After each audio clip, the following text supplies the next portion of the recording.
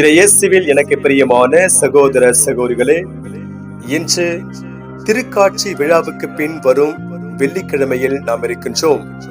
இந்த நாள் உங்களுக்கு இனிய நாளாக அமைய வாழ்த்துகிறேன், ஜெபிக்கின்றேன்.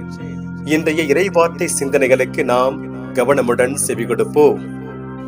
திருத்தூதர் யோவான் எழுதிய முதல் திருமுகத்திலிருந்து வாசகம். அதிகாரம் 5, இறை வார்த்தைகள் 5 13 முடிய. அன்பார்ந்தவர்களே, இயேசு இறைமகன் என்று நம்புவோரை தவிர உலகை வெல்வோர் யார்? நீராலும் இரத்தத்தாலும் வந்தவர் இயேசு கிறிஸ்து. அவர் நீரால் மட்டும் அல்ல, நீராலும் இரத்தத்தாலும் வந்தவர் என தூய ஆவியார் சான்று பகர்கிறார். தூய ஆவியாரே உண்மை. எனவே சான்று அளிப்பவை 3 இருக்கின்றன. தூய ஆவியும் நீரும் இரத்தமுமே அவை. இம்மூன்றும் ஒரே நோக்கம் கொண்டவை. மனிதர் தரும் சான்றை நாம் ஏற்றுக்கொள்கிறோமே, கடவுள் தரும் சான்று அதைவிட மேலானது அன்றோ? கடவுள் தம் மகனுக்கு சான்று பகர்ந்துள்ளார். இறைமகன் மீது நம்பிக்கை கொண்டுள்ளோர் இச்சான்றை தம்முள் கொண்டிருக்கின்றனர். ஆனால் கடவுள் மீது நம்பிக்கை கொள்ளாதோர் அவரை பொய்யாக்குகின்றனர். ஏனெனில் தம் மகனை குறித்து அவர் அளித்த சான்றை அவர்கள் நம்பவில்லை. கடவுள் நமக்கு நிலை வாழ்வை அளித்துள்ளார். இந்த வாழ்வு அவர் மகனிடம் இருக்கிறது. இதுவே அச்சான்று. இறைமகனை கொண்டிருப்போர் வாழ்வை கொண்டுள்ளனர். அவரை கொண்டிராதோர் வாழ்வை கொண்டிரார். இறைமகனிடம் நம்பிக்கை கொண்டுள்ளோருக்கு நிலை வாழ்வு உண்டு என நீங்கள் அறிந்து கொள்ளுமாறு உங்களுக்கு இவற்றை எழுதுகிறேன். ஆண்டவரின் அருள் வாக்கு. இறைவனுக்கு நன்றி. பதிலுரை பாடல். திருப்பாடல் அதிகாரம் 147. பல்லவி. எருசலேமே, ஆண்டவரை போற்றுவாயாக. எருசலேமே, ஆண்டவரை போற்றுவாயாக. சீயோனே, உன் கடவுளை புகழ்வாயாக. அவர் உன் வாயில்களின் தாள்களை வலுப்படுத்துகின்றார். உன்னிடம் உள்ள உன் பிள்ளைக்கு ஆசி வழங்குகின்றார். பல்லவி. எருசலேமே, ஆண்டவரை போற்றுவாயாக. அவர் உன் எல்லை புறங்களில் அமைதி நிலவ செய்கின்றார். உயர்தர கோதுமை வழங்கி உன்னை நிறைவடைய செய்கின்றார். அவர் தமது கட்டளையை உலகினுள் அனுப்புகின்றார். அவரது வாக்கு மிகவும் விரைவாய் செல்கின்றது. பல்லவி. எருசலேமே, ஆண்டவரை போற்றுவாயாக. யாக்கோப்புக்கு தமது வாக்கையும் இஸ்ரவேலுக்கு தம் நியமங்களையும் நீதி நெறிகளையும் அறிவிக்கின்றார். அவர் வேறெந்த இனத்துக்கும் இப்படி செய்யவில்லை. அவருடைய நீதி நெறிகள் அவர்களுக்கு தெரியாது. பல்லவி. எருசலேமே, ஆண்டவரை போற்றுவாயாக. அல்லேலூயா, அல்லேலூயா. இயேசு விண்ணரசு பற்றிய நற்செய்தியை பறைசாற்றினார். மக்களிடையே இருந்த நோய் நொடிகள் அனைத்தையும் குணமாக்கினார். அல்லேலூயா. ஆண்டவரே, நற்செய்தியை தகுந்த விதத்தில் எடுத்து சொல்ல என் உள்ளத்தையும் உதட்டையும் தூய்மையாக்கும். ஆண்டவர் உங்களோடு இருப்பாராக, உம் ஆன்மாவோடும் இருப்பாராக. தூய லூக்கா எழுதிய பரிசுத்த நற்செய்தியிலிருந்து வாசகம். ஆண்டவரே, மாட்சி உமக்கே.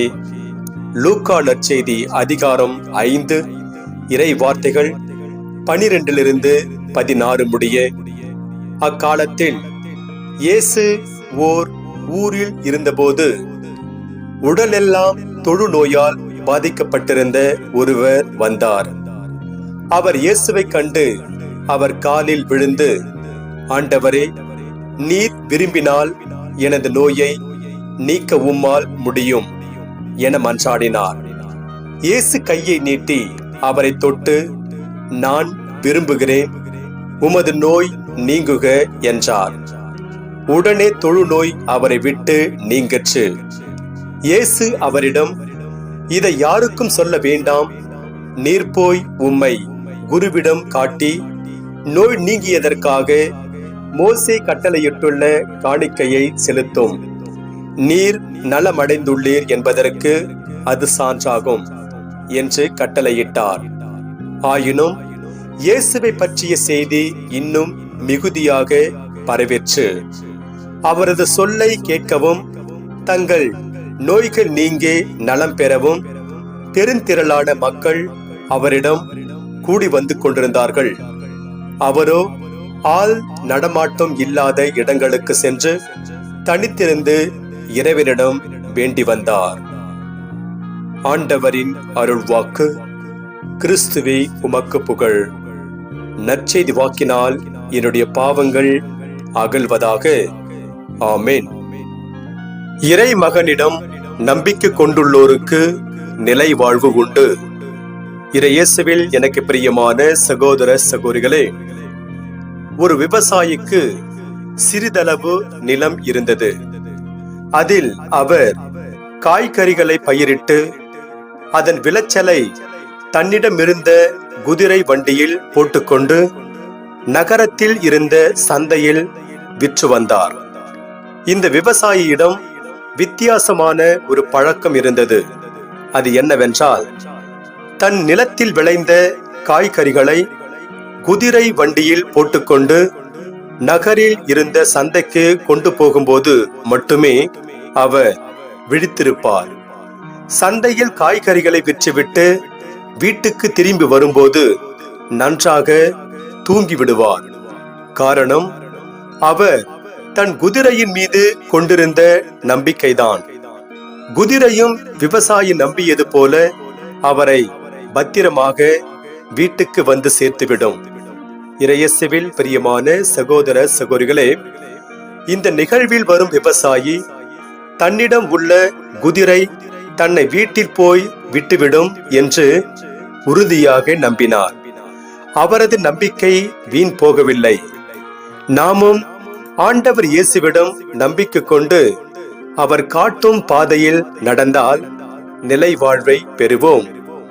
இன்றைய இறைவார்த்தை, இறை மகனிடம் நம்பிக்கை கொண்டுள்ளோருக்கு நிலை வாழ்வு உண்டு என்கிறது. அதை பற்றி நாம் சிந்தித்து பார்ப்போம். நற்செய்தியாளர் தூய யோவான் வாழ்ந்த காலத்தில் சிலர் இயேசு திருமுழுக்கு பெறும்போது அவர் மீது வரும் தூய ஆவியார் அவர் பாடுகள் படுவதற்கு முன்னர் அவரை விட்டு போய்விடுகிறது. அதனால் அவர் இறைமகன் கிடையாது என்று பிதற்றி வந்தனர். அவர்களுக்கு பதிலளிக்கும் வகையில் யோவான் இன்றைய நற்செய்தியில் இயேசு இறைமகன் என்று நம்புவோரை தவிர உலகை வெல்வோர் யார் என்கிறார். யூதர்கள் ஒருவர் தரும் சான்றினை ஏற்றுக்கொள்வது கிடையாது. 2 பேர் அல்லது 3 பேர் தரும் சான்றினையை ஏற்றுக்கொள்வார்கள் என்று இணைச்சட்ட புத்தகத்தில் 17ஆம் அதிகாரம் 16ஆம் வசனத்திலும் மற்றும் 19ஆம் அதிகாரம் 15ஆம் வசனத்திலும் பார்க்கிறோம். இப்படி இருக்கையில் யோவான் இயேசுவை இறைமகனாக ஏற்றுக்கொள்ளாதவர்களிடம் இயேசு இறைமகன் என்பதற்கு தூய ஆவியார் சான்று பகர்கிறார், கடவுள் சான்று பகர்கிறார் என்கிறார். தொடர்ந்து அவர் அவர்களிடம் இறைமகனிடம் நம்பிக்கை கொண்டுள்ளோருக்கு நிலை வாழ்வு உண்டு என்கிறார். இயேசுவிடம் நம்பிக்கை கொண்டுள்ளோருக்கு வாழ்வு உண்டு என்பதற்கு சான்றாக இருப்பதுதான் இன்றைய நற்செய்தி வாசகம். நற்செய்தியில் இயேசு தன் மீது நம்பிக்கை கொண்டு உடலெல்லாம் தொழுநோயோடு வந்த தொழுநோயாளருக்கு நலமளிக்கிறார். ஆதலால் நாம் இந்த தொழுநோயாளரை போல ஆண்டவர் இயேசுவிடம் நம்பிக்கை கொள்ளும் போது வாழ்வு பெறுவோம் என்பது உறுதி. இன்று நமக்கு கொடுக்கப்படுகின்ற இறை சிந்தனையாக, நம்பிக்கையினாலேயே ஒருவர் கடவுளுக்கு ஏற்புடையவராகிறார். நம்பிக்கையுடையோர் புதிய ஆற்றல் பெற்று வளமடைகிறார். இயேசுவுக்கும் வாழ்வுக்கும் தொடர்பு உண்டு என்பதால் அவரிடம் நம்பிக்கை கொள்வோர் வாழ்வடைவர். இன்று நமக்கு கொடுக்கப்படுகின்ற இறை வார்த்தையாக, இயேசு ஆண்டவர் என வாயார அறிக்கையிட்டு இறந்த அவரை கடவுள் உயிர்த்தெழ செய்தார் என நீங்கள் உள்ளூர நம்பினால் மீட்பு பெறுவீர்கள் என்று ரோமையருக்கு கடிதத்தில் 10ஆம் அதிகாரம் 9வது வசனத்திலே தூய பவுலடிகளார் கூறுகிறார். எனவே இறையேசுவில் பிரியமானவர்களே, நாம் இயேசு இறைமகன் என நம்பி அவரோடு உள்ள உறவில் நிலைத்திருந்து இறையருளை நிறைவாக பெறுவோம். இறைவன் உங்கள் அனைவரையும் நிறைவாக ஆசீர்வதிப்பாராக. ஆமென்.